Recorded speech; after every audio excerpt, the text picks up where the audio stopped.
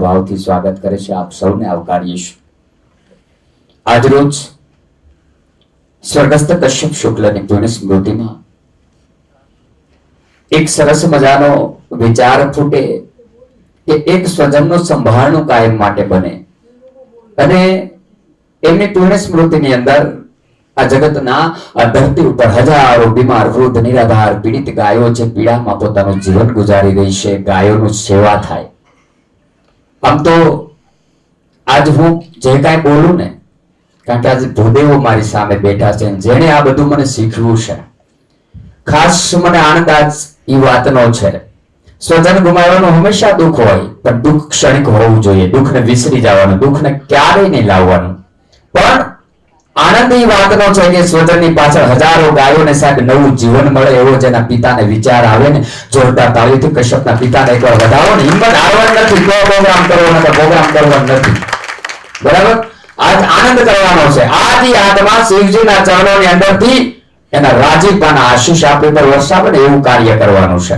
કોઈ બેલું નથી કરવાનું, આજ આનંદ જ કરવાનો છે. કારણ કે એ સ્વર્ગસ્થ આત્માની પાછળ હવે તો દેવ થઈ ગયા, પિતૃ દેવ કહેવાય. અને એ દેવની પાછળ તમે આંસુડું પાડ્યો ને તો એ દેવ રાજી ન થાય. આપણે દેવને રાજી કરવા છે. અને હંમેશા એક વાત યાદ રાખજો, તમારા સ્મરણના એક એક ધબકારાની અંદર એ જીવંત છે. પણ આજ ખાસ એના ચરણોની અંદર એને રાજીપો અર્પણ કરવો છે. આજ ભાવથી ભજન ધોન કીર્તન રૂપે આ ભજન સંધ્યાનું આયોજન શું કામ કર્યું? સમયાંતરે પરિવારને એકલું ન લાગે, પરિવારનો માયલો રહે નહીં, અને પરિવાર સમજણ સાથે આ જે ઘટના છે એને સ્વીકારી શકે. હું તો વંદન કરું છું મારા ગુરુજીને કે આ સમાજને એક દ્રષ્ટાંત પૂરું પડે ને એવું ભગવત કાર્ય તમે કર્યું છે. કારણ કે આજ એની સ્મૃતિની અંદર સાહેબ જ્યારે એની યાદી આવશે ને ત્યારે તમને હંમેશા એક વસ્તુ યાદ આવશે ને તમને સાંત્વના આપશે કે આજ મારા એ સ્વજનના આત્મકલ્યાણ અર્થે હજારો ગાયોને જીવાડવાનો એક વિચાર મેં આ સમાજને આપ્યો છે ને એમાંથી કદાચ 5 સમાજના વ્યક્તિઓ એવી 5 ગાયોને હાચવી લેશે ને સાહેબ તો એ તમારો વિચાર આ સાર્થક થઈ જશે. એટલે કોઈ પણ આને જ આનંદ કરવો છે. આગળનો કાર્યક્રમ પણ ગાયને સોંપવો છે. પણ હું એટલા માટે આપેલા બોલ્યો છું કે આપણે અહીંયા રડવા માટે રોકવા માટે નથી ભેગા થયા. અહીંયા આપણે આત્માને રાજી કરવા માટે ભેગા થયા છીએ. કારણ કે જન્મ છે એનો મૃત્યુ નિશ્ચિત છે. સાહેબ તમે અમને શીખવાડેલું છે કે સનાતન સત્ય વસ્તુ છે, સ્વીકારવી જ પડે અને એ સ્વીકારવાની જ રહી. પણ એની પાછળ આપણે શું કરી શકીએ, આપણા મનને સાંત્વના મળે ને એ કરવા માટે તમે આ વિચાર રજૂ કર્યો છે. એ વિચારને આજ અમલમાં આપણે મૂક્યો છે. એટલે ખૂબ આનંદ કરવો છે. મારી બહેનો દીકરી કોઈ નહીં રોતી, મારી બેન. બરાબર? આપણે આનંદ કરવો છે ભાઈની પાછળ. બરાબર? ઈશ્વરની નિમિત્તને કાંઈ સંભાળવાનું જ નથી. આપણે બહુ આનંદ કરવો છે. ત્યારે આગળનો કાર્યક્રમ આપો. આપણે આનંદ કરતા ભાઈની પાછળ ભજન ધૂન કીર્તન કરીને આજના અવસરને આપણું સંભાળનો બનાવીને રાખવો છે. બરાબર? એટલે બધા હિંમત આપજો, અમને પણ આનંદ આપજો. કારણ કે આજ તમને જ દુઃખ હોય એટલું ન હોય, મારો એક ગુરુભાઈ છે. એટલે વસ્તુને ઈશ્વરે કીધું છે કે આ ધરતી ઉપર કર્મ અનુસાર બધાને મોકલું છું, કર્મ પૂર્ણ થાય એને વયું જવાનું છે. એક દિવસ બધાને વયું જવાનું છે. વસ્તુ એને સ્વીકારતા શીખી જશું ને એટલે આપણે ક્યારેય દુઃખ નથી લાગવાનું. એટલે આપણે બને એટલા ભાવથી એને સ્મરણોમાં જીવંત રાખવા છે. તો આવો કાર્યક્રમને આગળ વધારીએ. અંગિકમ ભુવનમ યસ્ય વાચિકમ સર્વવાંગમયમ આહાર્યમ ચંદ્રતારાદિ ત્વમ નમઃ સાત્વિકમ શિવમ. કલાના આરાધ્ય દેવ નટરાજના ચરણોમાં વંદન. પરમ કૃપાળુ પરમાત્મા માં ભગવતીના ચરણોમાં કોટી કોટી વંદન. નમસ્તે શારદે દેવી સરસ્વતી મતિપ્રદે વસત્વમ મમ જીવાગ્રે સર્વ વિદ્યા પ્રદા ભવ. વાણીની કલાની દેવી માં શારદાના ચરણ કમલમાં શત શત વંદન. શુક્લ પરિવારનો આજનો અવસર, મોટે ભાગે આ પ્રકારનો કોઈ અવસર આંગણે આવે એમાં આપણે આનંદ શબ્દ ન જોડી શકીએ. પરંતુ હમણાં જ સંચાલનની પરિભાષામાં આનંદ શબ્દ મૂક્યો છે જે યથાર્થ લાગી રહ્યો છે. કારણ કે પરમ કૃપાળુ પરમાત્માનો એક અંશ કે તેમાંથી છૂટો પડેલો એક અંશ જીવાત્મા સ્વરૂપે આ પૃથ્વી ઉપર પ્રગટ્યો. કોઈ એક પરિવારનો ભાગ બન્યો અને એ પરિવાર સાથે જોડાઈ, ઋણાનુબંધન અને લોહીની સગાઈથી સાથે જોડાઈ ઈશ્વરે સોંપેલા એ તમામ કાર્યોને એને પરિપૂર્ણ કર્યા અને એ પરમાત્માને ફરી એક વખત પોતાના જ અંશની આવશ્યકતા ઊભી થઈ. એટલે એણે એક સાદ પાડ્યો અને આ જીવાત્મા કે જેની સાથે પહેલા જોડાયેલો હતો એના તરફ જવા માટે, એના તરફ ગતિ કરવા માટે કોઈને પણ પૂછ્યા વગર દોટ મૂકી એને ભેટી ગયો.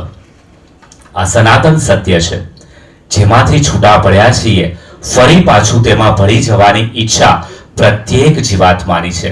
પણ ક્યાંક ને ક્યાંક સાંસારિક મોહ માયામાં અટવાઈને, લોહીના સંબંધે અટવાઈને, લાગણી અને પ્રેમના બંધનોમાં બંધાઈને ક્યારેક જ્યાં જવું છે તે ગંતવ્ય સ્થાનને ભૂલી આડા આવડા ડાફોડિયા મારતા હોઈએ છીએ અને એ સ્થળ એટલે આ જગત. આમ તો જગતનો અર્થ જ એ છે કે જ્યાં જન્મ અને મરણના ફેરા નિરંતર ચાલતા રહે તેવું સ્થળ એટલે જગત. તો ખરા અર્થમાં તો આ ફેરામાંથી મુક્તિ પામવાની વાત છે. ત્યારે સ્વર્ગસ્થ કશ્યપ કે જે ખરા અર્થમાં શુક્લ પરિવારમાં આ જ પ્રકારે પ્રભુના અંશમાંથી છૂટો પડી અને આ પરિવારને ક્ષણિક સુખ આપવા માટે, કારણ કે કદાચ તેનું દીર્ઘાયુષ્ય નહોતું, માટે આપણને આ વસમું લાગી રહ્યું છે. કારણ કે આપણે સૌને એવી આશા હોય કે આપણી સાથે લાગણીના બંધાને જોડાયેલો કોઈ પણ આત્મા આપણી સામે દીર્ઘકાળ સુધી રહે. પરંતુ એ સનાતન સત્ય છે, હમણાં જ વસંત આવશે 14મીએ, વસંત પંચમી, પૃથ્વી ઉપર નવપલ્લિત પાન થવાની આ ઋતુ. પરંતુ તમને સૌને એ વાતનો ખ્યાલ હોવો જોઈએ કે વસંત પંચમીનું મહત્વ તો જ છે જો જીવનમાં પાન ખરશે. પાંદડું ખરશે નહીં તો નવું ઉગશે કેમ? એટલે ક્યાંક નવું પર્ણ, નવું પુષ્પ ઉગવા માટે કોઈક જગ્યાએથી કોઈકે ખરવું પડશે. આવું જ એક પાન આ પરિવારમાંથી ખરી ગયું. એ ખરી ગયાનો આપણને અફસોસ હોય, એનો આપણને વિરહની વેદના હોય, પરંતુ એ અહીંયા ખર્યું છે તો ક્યાંક કૂપણ બનીને ફૂટ્યું પણ છે, એનો આનંદ હોવો જોઈએ. તો આજે આપણે વાત કરીએ એ પ્રમાણે એ નવપલ્લિત ક્યાંક થયું હશે આ પુષ્પ સ્વરૂપે, કૂપણ સ્વરૂપે, એનો આનંદ ઉત્સવ આપણે ચોક્કસથી વધાવી શકીએ. તો એ પ્રકારે આજના આ દિને એની સાથે જોડાયેલા એ સંસ્મરણોને વગોળીને, એના સંસ્મરણો કે એણે સદેહે આપણી સાથે રહીને જે કોઈ પણ એનું જીવન કર્મ પરિપૂર્ણ કર્યું, ઈશ્વરે સોંપેલું કામ પરિપૂર્ણ કર્યું. આ પણ નોકરીમાં પણ 8 કલાકનું કામ હોય ને પછી બેલ પડે અથવા તો સમય પૂરો થાય એટલે ઘરે જવું પડે છે. કર્મ હંમેશા સોંપવામાં આવે ને પૂરું થાય એટલે ત્યાંથી નીકળી જવાનું હોય. તો ઈશ્વરે કામ સોંપ્યું હતું આ જીવાત્માને, એણે પરિપૂર્ણ કર્યું, એની ફરજ પૂરી થઈ અને ફરી પાછો ઈશ્વરની સમીપે એ જીવ પહોંચી ગયો છે.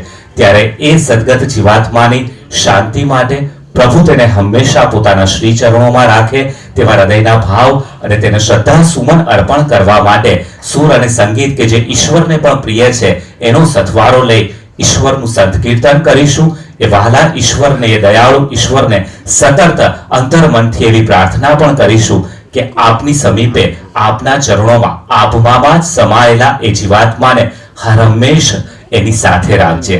તું એની સાથે રહેજે, કારણ કે અત્યારે હવે અમે એની સાથે નથી. તો આવા જ એક ઉદાત્ત કામ સાથે અને અગાઉ કહ્યું એ પ્રમાણે એ જીવાત્મા કેટલો પુણ્યશાળી હશે. આમ તો આપણે આ પરિવારના અને પિતાશ્રીના વખાણ કર્યા કે એમને આ વિચાર આવ્યો. આવો વિચાર ત્યારે જ આવે કે ગયેલો જીવાત્મા એટલો પુણ્યશાળી હોય. એ ગયેલા જીવાત્માના પુણ્ય કર્મોનું ફળ હોય કે એના ગયા પછી પરિજનોને એક આવો વિચાર સ્ફુરે કે ગૌ માતાની સેવા માટેનું કોઈ એક ભગીરથ કામ કરીએ અને ભગીરથ કામમાં આપણે સૌ પણ સહભાગી થઈ શકીએ. આપણા કાનમાં પણ પ્રભુનું નામ, ઈશ્વરનું નામ ગુંજે, એ પ્રકારે આપણે પણ શ્રદ્ધા સુમન અર્પણ કરીએ અને આપણે પણ આ એક ઉદાત્ત કાર્યમાં સહભાગી બનીએ. તો આવો જ એક ઉત્કૃષ્ટ ભાવના સાથેનો કામ અને આ કામ શુક્લ પરિવાર કરી રહ્યું છે. ત્યારે આપણે અહીં સર્વપ્રથમ આ સમગ્ર કાર્યક્રમને શરૂ કરતા પહેલા પ્રકાશ પૂજને પ્રજ્વલિત કરી ધરતી પરના એ પ્રત્યક્ષ દેવને આપણી સન્મુખ પ્રજ્વલિત કરીશું અને ત્યારબાદ આપણી આ આજની શ્રદ્ધાંજલિ સભા પણ કહી શકાય, પ્રાર્થના સભા પણ કહી શકાય કે ભાવાંજલિ પણ કહી શકાય કે સાદી ભાષામાં સંત કીર્તન કહી શકાય, તેને આપણે શરૂ કરીશું. દીપ પ્રાગટ્ય કરવા માટે હું નમ્ર ભાવે વિનંતી કરીશ માનનીય શ્રી વસંતભાઈ શુક્લને કે તેઓ અહીં પધારશે. સાથે આવશે સુરેશભાઈ શુક્લ, અશોકભાઈ શુક્લ, રાજુભાઈ ઉપાધ્યાય તેમજ દીપકભાઈ જાની કે જેઓ બ્રહ્મ સમાજના જિલ્લા પ્રમુખ છે, તેમજ અલ્પેશભાઈ ત્રિવેદી કે જેઓ શિહોર બ્રહ્મ અગ્રણી છે અને માજી કોર્પોરેટર છે. તમામને આદરપૂર્વક દીપ પ્રાગટ્ય વિધિ માટે પધારવા આમંત્રણ આપી રહ્યો છું. માનનીય શ્રી વસંતભાઈ શુક્લ, સુરેશભાઈ શુક્લ, અશોકભાઈ શુક્લ, રાજુભાઈ ઉપાધ્યાય, એમાં મારા ગુરુવર્ય અશોક સરનો ખૂબ મોટો ફાળો છે. આજે અભ્યાસ ક્ષેત્રે હું હોમિયોપેથી ડોક્ટર બન્યો છું, પણ મારું પાયાનું શિક્ષણ છે ને અશોક સરે કર્યું છે. ખૂબ ભાવુક, ખૂબ પ્રેમાળ, અને અમને ક્યારેય એવું નથી લાગ્યું કે આ મારા સર છે. હંમેશા એક પિતૃ વાત્સલ્ય અમને આપ્યું છે અને ગાય પ્રત્યે અનન્ય પ્રેમ ધરાવે છે.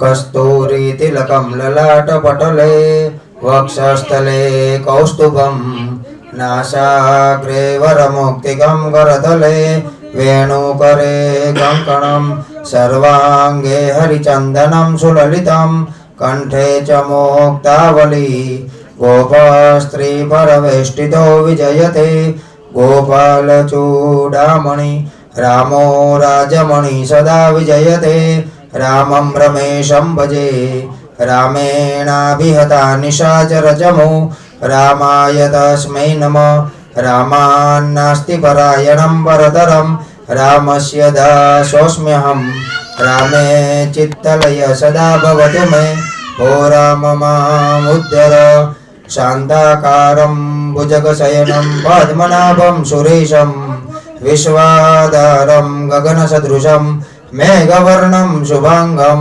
લક્ષ્મીકાન્तं કમલનયनं યોગવિદ્યાનગમ્યં વંદે વિષ્ણું ભવભયહરં સર્વલોકૈકનાથम्.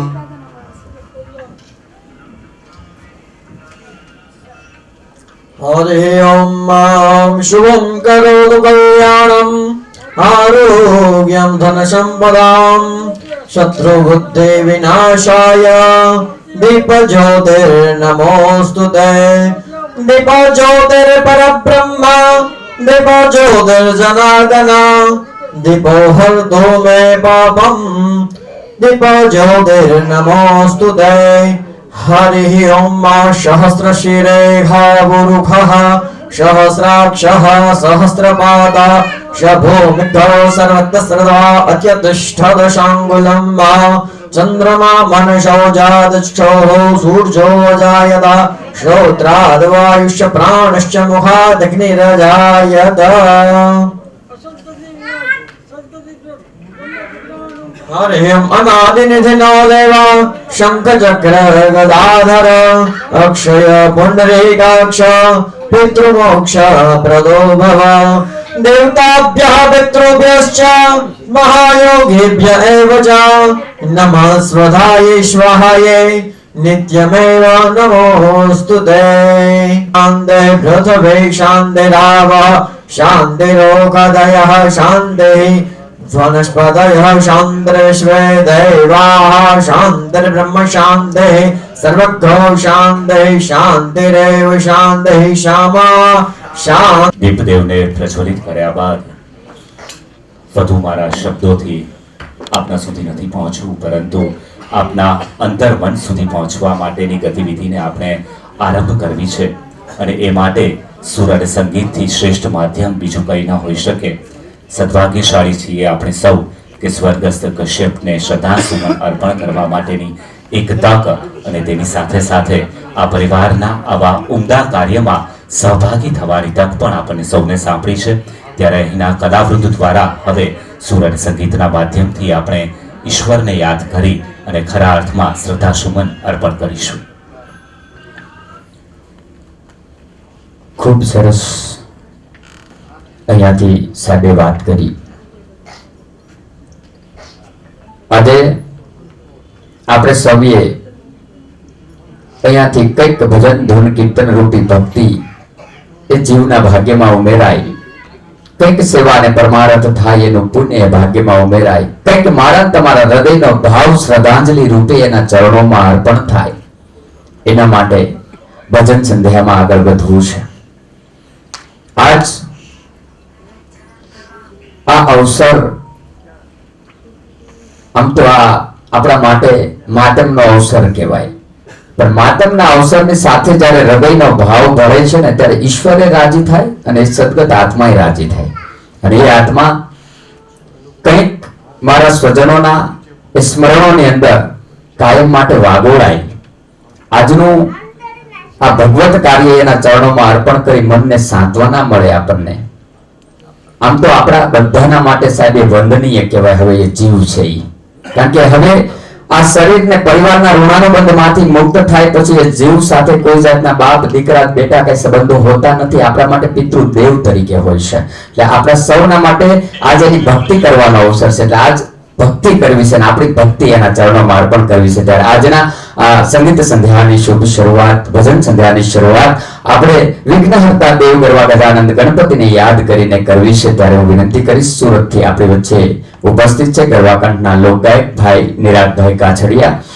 એવા જ ગરવાકંઠના લોકગાયિકા આપણા ભાવનગરનું અને અમારું સુરતનું ગૌરવ એવા મીરાબેન જેઠવા આપણી વચ્ચે ઉપસ્થિત છે. બેન્ચો ઉપર અમને સંગત આપી રહ્યા છે એવા દેવીદાસ બાપુ ગોંડલિયા, તબલા ઉપર જેમની સંગત મળી રહી છે એવા અમારે જનક બાપુ ગોંડલિયા, અને મંજી રાઉત સંગત મળી રહી છે એવા અમારે જસુ બાપુ, તેમજ સરસ મજાનો અમારો અવાજ મઢીને તમારા કર્ણ પ્રિય બનાવી તમારા કર્ણ સુધી પહોંચાડે છે એવું આપણું ભાવનગરનું સુપ્રસિદ્ધ સાઉન્ડ રામદેવ સાઉન્ડ. આ તમામને સહસ્ર નોંધ સાથે આવો વિઘ્નહર્તા દેવ ગરવા ગજાનંદ ગણપતિને યાદ કરી આજની ભજન સંધ્યાની શુભ શરૂઆત કરીએ.